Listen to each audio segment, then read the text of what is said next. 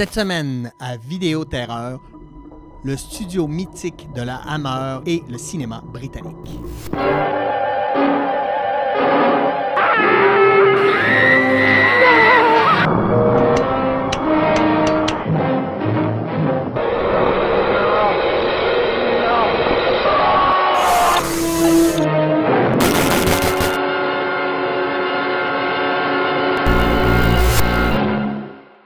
Bonjour et bienvenue à Vidéo Terreur. Cette semaine, on va vous parler de la Hammer. Qu'est-ce que c'est? On en parle immédiatement avec notre spécialiste et fan fini de films d'horreur, monsieur Jimmy Francaire. Salut Jimmy. Bonjour Pierre. Ça va bien? Oui, toi? Oui, ça va. La Hammer, c'est mythique.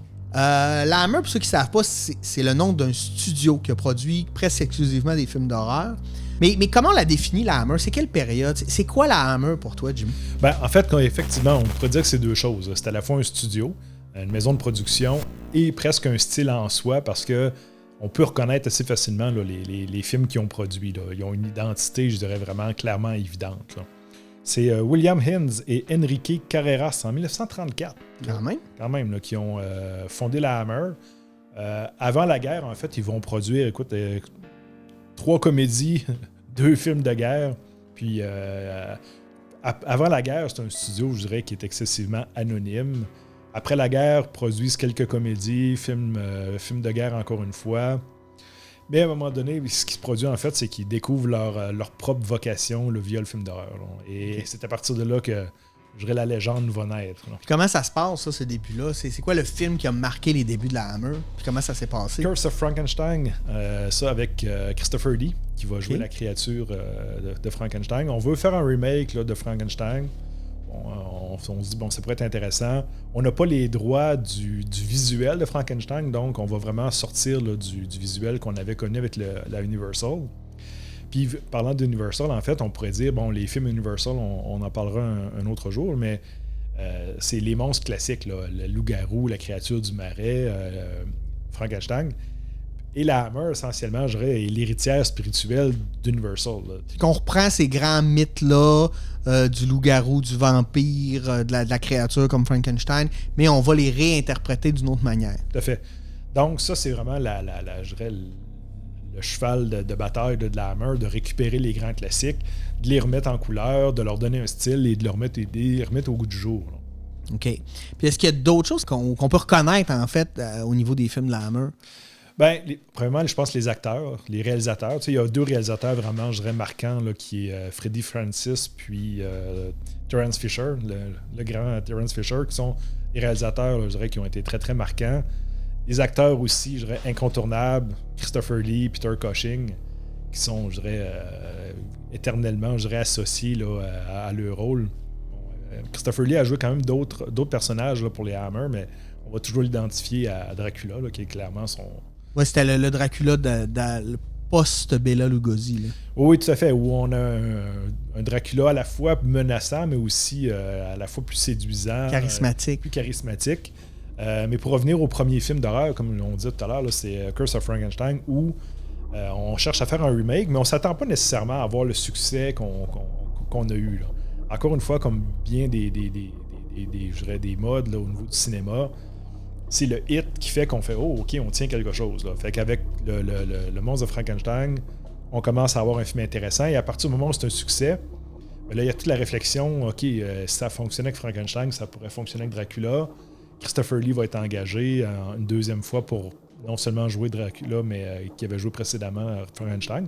Et là, plus on en produit, plus on a des gros succès, et on continue de même pendant bien des années. Là. More than 100 years ago, in a mountain village in Switzerland, lived a man whose strange experiments with the dead have since become a legend. A legend that is still told with horror the world over.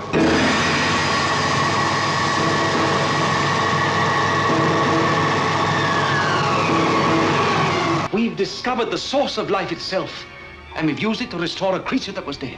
This is Frankenstein, who revolted against nature, who experimented with the devil and was forever cursed.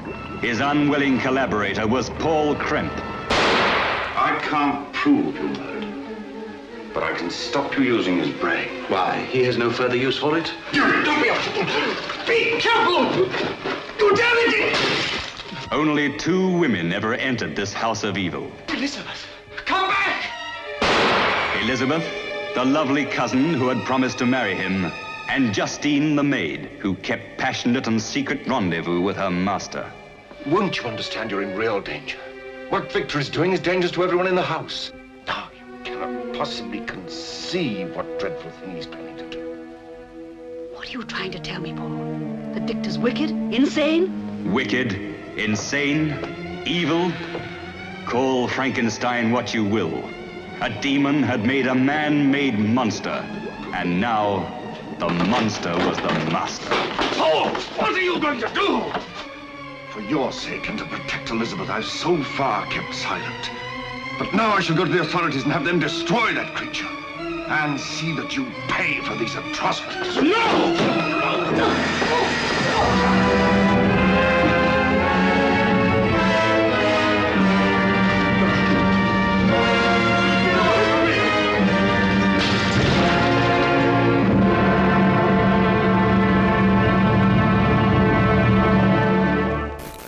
Ça devient, à un moment donné, on a élargi la mythologie là, de ces créatures-là, là, parce que des Frankenstein et Dracula, il y en a des dizaines de différents. Là. Ben, en fait, vois-tu, là, au niveau là, du. Il y a eu 9 Dracula puis 6 Frankenstein. OK. C'est pas tous les Dracula qui ont été joués par Christopher Lee, parce qu'à la fin, il commence à trouver là, que bon, la formule s'essouffle un peu. On en reparlera tout à l'heure, mais essentiellement, oui, Dracula et Frankenstein, ça a été les 2 plus grandes séries, je dirais, de films que la Hammer a produits. Puis qu'est-ce qui va les différencier des films de la Universal qui datent de quelques décennies auparavant? Ben, je pense, premier élément marquant, c'est vraiment au niveau de la couleur. Ah ben oui. Simplement, je dirais le fait que les films Universal sont des films en noir et blanc. On marque, je dirais, un début de la modernité là, avec la couleur. Pour ceux qui connaissent les films de Hammer, je dirais on a joué aussi beaucoup sur la couleur du sang. On a un sang qui est vraiment assez facile à reconnaître. Il tire un peu sur le orangé. On est aussi, je dirais, là, dans un mouvement, là, parce que il faut quand même se dire aussi la Hammer, c'est une compagnie anglaise. OK. Le cinéma anglais, par définition, est un cinéma peut-être plus restreint, qui est plus dans l'autocensure. Puis la Hammer, c'est pas une grosse compagnie. La Universal, on est vraiment dans une compagnie de cinéma qui est la plus grande compagnie de cinéma américain. Ils ont le budget, ils ont les moyens. Hammer, c'est une petite compagnie émergente. Là. Donc, okay. On mise aussi, oui, sur la couleur, mais on mise aussi sur montrer un peu plus de sang, y aller un peu plus sur le côté, bon, on ne pourrait pas dire érotique, mais plus sexy de la chose pour aller chercher, je dirais, marquer. Là. Fait que donc, il y a ce mouvement-là aussi d'en montrer un peu plus en espérant que les gens vont aller au cinéma. Puis, bon, sur le plan de l'histoire, on est beaucoup dans des thèmes quand même qu'on pourrait qualifier de classiques. Là. L'affrontement entre le bien et le mal. Il n'y a pas la vertu triomphe du mal. Essentiellement, je dirais, on est dans des thèmes quand même, je dirais, classiques. La Hammer, c'est pas nécessairement se fait remarquer pour aller à contre-courant. Là. Au niveau de ces scénarios. Sauf que moi, il y a quelque chose que je remarque quand j'écoute les films de la Hammer, c'est le niveau de jeu. Mm-hmm. Les comédiens sont excessivement bien dirigés. C'est très, très shakespearien dans la manière de jouer. On n'est pas nécessairement dans la peur de quelque chose, mais plus dans l'ambiance. Est-ce que je me trompe? Oui, effectivement. Ben, encore une fois, c'est intéressant là, comme réflexion. Effectivement, le jeu des acteurs, bon, juste avec Sir Christopher Lee, Peter Cushing, on a des grands acteurs, des acteurs aussi qui sont des acteurs qui arrivent aussi du théâtre. Hein. Ouais, c'est ça. Donc, ils ont un jeu, je dirais, assez imposant. Effectivement, on n'est pas tant dans la peur. Why should a dead man be interested in entertaining guests?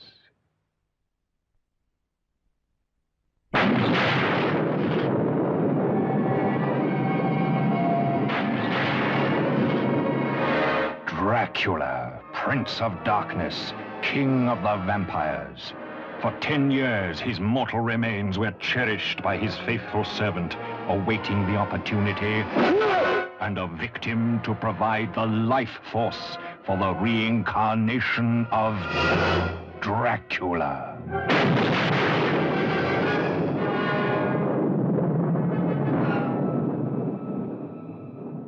a strange premonition warns the guests at Castle Dracula that their host is ready to receive them.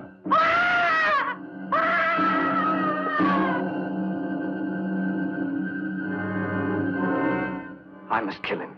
He is already dead. He is undead, Mr. Kent. He can be destroyed, but not killed.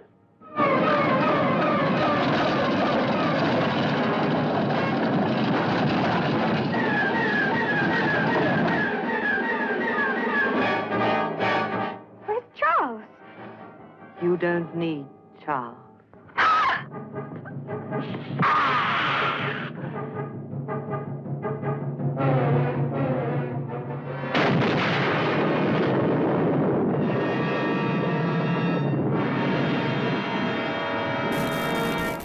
Mais ce qui est intéressant, là, je lisais récemment que on regarde toujours ces films-là aussi à travers notre lunette moderne. Ouais. Quand on regarde les premières critiques, là, justement, là, quand on va aller chercher dans les premiers Dracula, les premiers Frankenstein, les premières critiques là, sont choquées. Là. Ah oui. Certains disent que là, on est à la limite du bon goût, qu'on sort de là un peu choqué. C'est dur de se remettre, je dirais, nous autres, là, un peu dans cette optique-là, mais... L'époque plus puritaine. Oui, alors que nous autres, je dirais souvent, c'est presque dans le romantisme de la Hammer, on regarde ça un peu avec notre... je dirais, c'est presque cute, je peux dire, les films aujourd'hui. Mais à l'époque, il faut quand même se rendre compte qu'on choque. Là.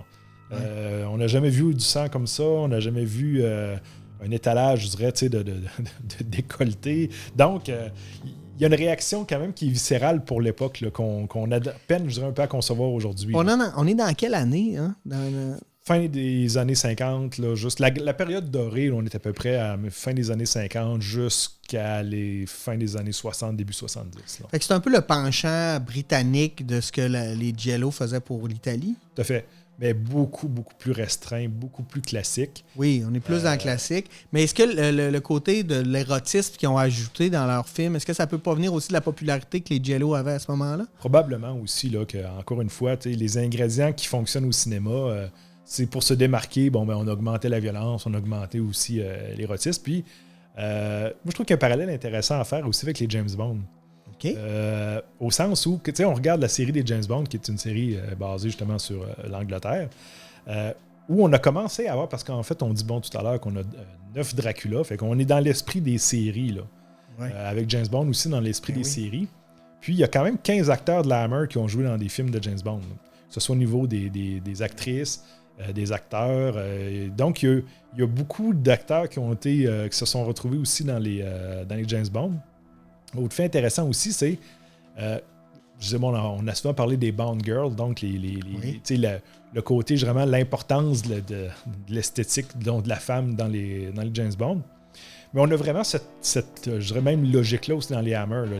Les actrices là, sont des films excessivement jolis. Ils prennent une place, je dirais, vraiment sur le marketing même du film.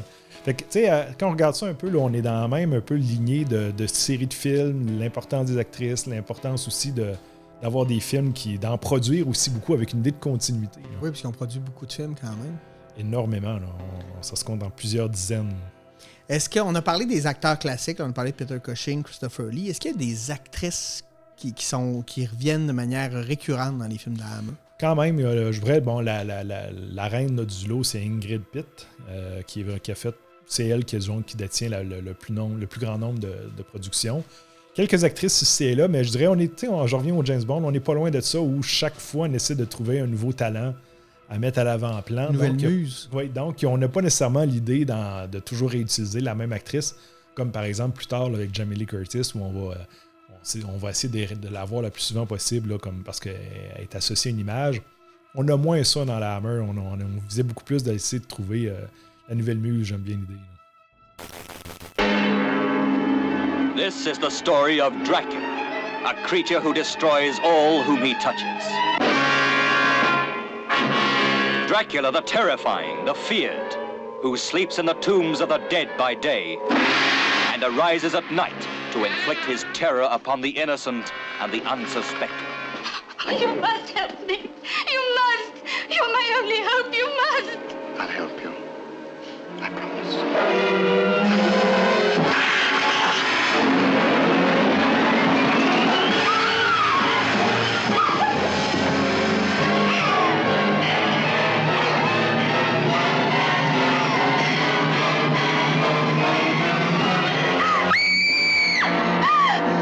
Please try and understand. This is not Lucy, the sister you loved. It's only a shell, possessed and corrupted by the evil of Dracula. How do you destroy a fiend who has so far proven himself indestructible? Those who come to end his reign of terror stay to become his victims. Castle Dracula is somewhere here in Klausenberg. Will you tell me how I get there? You ordered a meal, sir. As an innkeeper, it's my duty to serve you. When you've eaten, I ask you to go and leave us in peace. This is the doctor who dares to challenge the vampire Dracula. This is the anguished man who fears for the lives of his beloved, the girl who is his sister, and the one that is his wife. Dracula, the bedeviled master of all that is evil.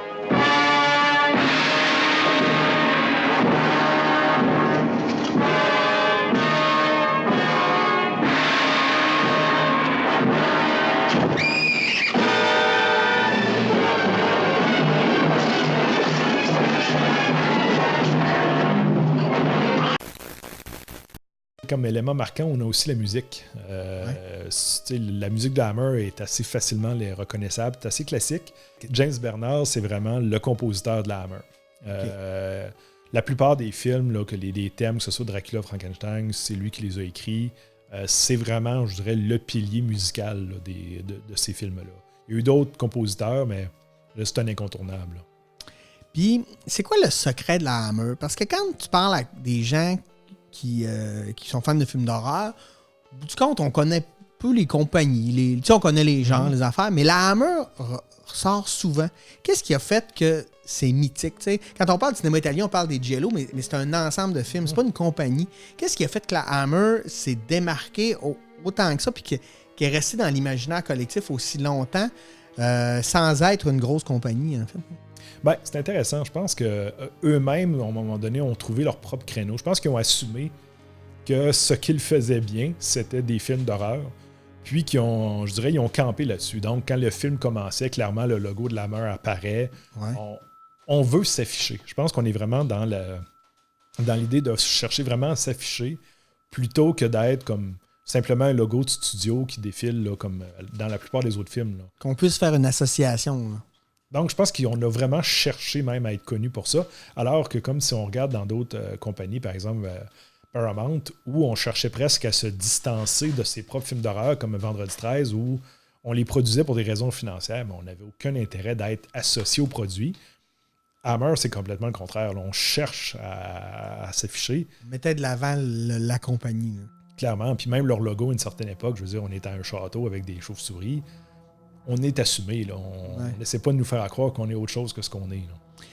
Puis, suite à toute cette vague-là, là, où on a fait les films de Frankenstein, de Dracula, etc., est-ce qu'il y a d'autres grandes thématiques qui sont ressorties? Il me semble aussi le diable, à un moment donné. Ben, c'est intéressant parce que, bon, la Hammer, je dirais, comme compagnie, va décliner là, jusqu'à la fin des années 80 où on va se mettre en veilleuse ou elle va s'éteindre. À un certain moment donné aussi, bon, quand vous faites des films avec, appelons ça de l'horreur gothique, depuis les années 50, bien, à un moment donné, vous êtes aussi associé à votre produit, mais en même temps aussi au côté un peu vieillot. Là. T'es prisonnier de ça, fait que quand tu essaies de faire d'autres choses, les gens s'attendent à ce que tu fasses ton produit, mais en même temps, en faisant toujours la même chose, à un moment donné, tu te renouvelles pas puis tu perds des gens, c'est ça? Effectivement. Donc, à un moment donné aussi, par exemple, là, To the Devil a Daughter, Exorcist a été, je dirais, probablement un des éléments importants dans le déclin de la Hammer. OK, le film L'Exorciste. Ouais, parce que, en fait, oui, il a servi d'inspiration, là, mais il faut comprendre qu'avec Exorcist, là, les grandes compagnies se rendent compte que c'est possible de faire de l'horreur et que ce soit excessivement lucratif. Avant ça, on laisse ça un peu, je dirais justement, aux studios indépendants, on investit peu là-dedans, mais à partir d'Exorcist, on dit, OK, on peut faire de l'horreur et être crédible, puis que ce soit aussi très lucratif. Fait que les gros joueurs ont commencé aussi à produire des films d'horreur. Donc, la Hammer a perdu un peu, je ne dirais pas de son exclusivité, mais a perdu un peu son pignon sur rue. Ils ont quand même essayé de sortir du gothique. Là. Il y a une vague aussi, on essaie de faire un peu des trailers psychologiques, des films justement un peu orientés là, comme Exorcist, de possession, axés sur le diable. Ouais. Et on s'en va tranquillement, je dirais, essayer de s'adapter comme ça, mais je pense qu'essentiellement, ils n'ont jamais réussi à se réinventer au point où la compagnie, je dirais, aurait pu continuer son essor. Là. Au départ, il définissait un peu le genre, puis à un moment donné, vers la fin, il faisait partie du genre où il suivait parce qu'il allait où il pensait qu'il était allait faire des associé, je profits. pense, comme je dis, à quelque chose d'un peu vieillot. Parce que, par exemple, là, je veux dire, la Hammer aurait dû produire des films comme Night of the Living Dead. Ouais. D'être à l'avant-plan dans, je dirais, le nouveau cinéma qui ose. Et à quelque part, je pense qu'ils ont toujours voulu... Mais ils étaient un peu prisonniers de leur image. C'était l'horreur de gloire. Ils étaient associés à ça. Il y avait des fans qui étaient encore là, je dirais, purs et durs. Si on s'éloignait de ça, on perdait au moins notre valeur sûre.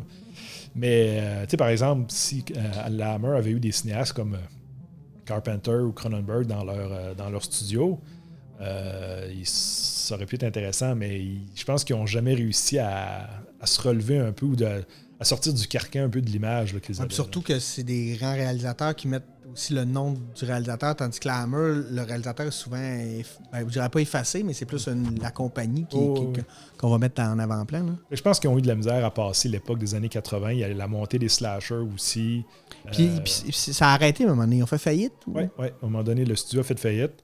On a fin des années 80.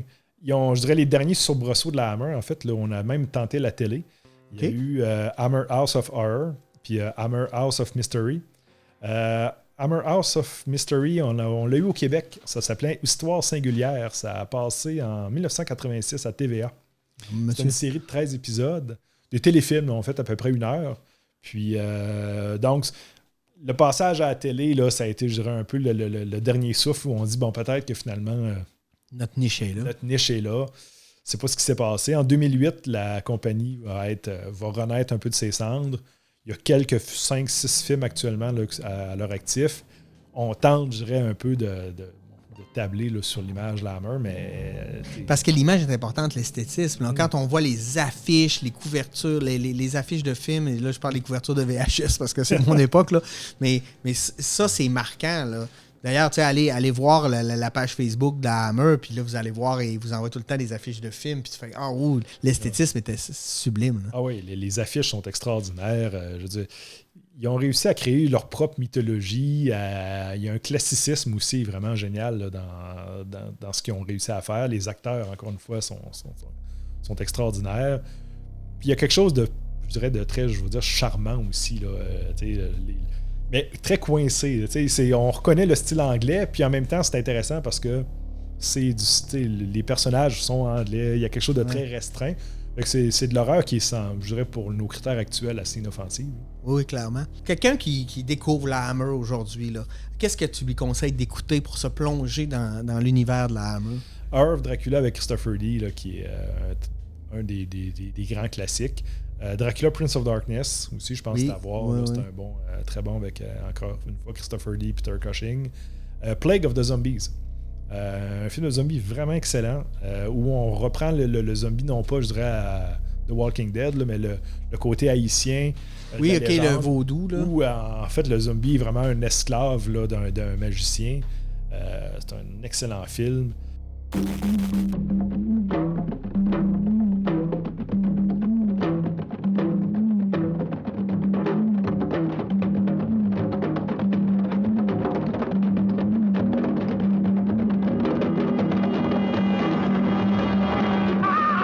This coach is bound for a terrifying destination.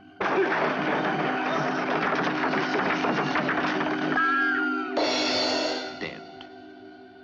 But no corpse can remain at peace in this village of the undead, this land of the zombies.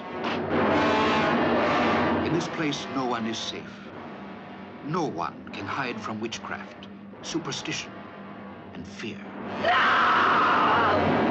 Even Sir James Forbes, the clear-headed man of science, was forced to accept the horrifying facts. Young Martinus also says that he saw something on the moors, something that he insists was his brother. But we know that his brother is dead. We also know that he is not lying in his coffin. Someone in this village is practicing witchcraft.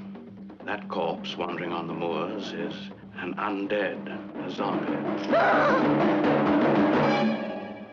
A place dominated by men without morals, whose bloodlusts are excited by hunting a human quarry. When Sylvia Forbes hated the young squire, it was dangerous. But when she fell in love with him, it was lethal.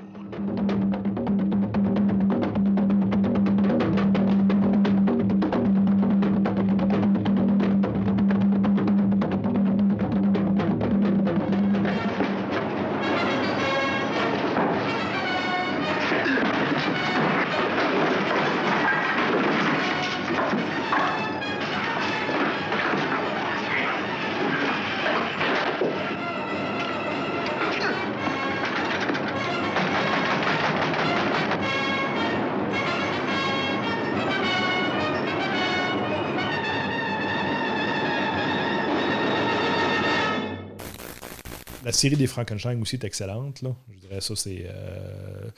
De façon générale, les Frankenstein ont beaucoup mieux vieilli, mettons, que Dracula. Tu sais, par exemple, si on regarde l'an dernier Dracula 1972, clairement, là, on est très, très essoufflé. Là. La série des Frankenstein a bien vieilli. Ça pourrait être très bien. Je sais pas de ton côté, suggestion? Non, on est pas mal là-dedans. Là. Il y a, voyons, le film de Diable là, avec... The Devil Our Daughter. Oui, ça. Ouais, ça. Ben, dans leur autre période, là, très intéressant. Mais sinon, moi, je suis d'accord aussi, les Frankenstein ont bien vieilli. Certains Dracula aussi ont encore un look, mais pour l'esthétisme, pour tout ça. À voir, là, très, très intéressant. Puis aujourd'hui, c'est quand même assez facilement disponible. On est capable de le trouver. On est très chanceux maintenant. Là, je dirais, la Hammer a amené un intérêt, même au niveau des livres. Beaucoup d'ouvrages qui portent sur le sujet. Les films sont maintenant réédités... éditions. Oui, c'est vraiment... Il y a quoi de mythique qui est inexplicable? Beaucoup plus même arrière qu'Universal, même si au niveau de l'esthétique. Mais tu sais, même au niveau de l'esthétique, je dirais la plupart des gens se rendent peut-être pas compte. Mais je dirais, l'imaginaire qu'on a de l'Halloween d'aujourd'hui là, est très, très teinté de la Hammer. L'image qu'on a de Dracula est, je dirais, est fortement teintée de Christopher Lee et Bela Lugosi. Là. Hey, merci Jimmy, c'était encore très très instructif. Ça me donne le goût d'écouter les films de la Hammer ce soir. Excellent. Je vous invite à faire de même. Merci d'avoir été là et nous on se dit à la semaine prochaine pour une nouvelle édition de Vidéo Terreur. Bonne semaine!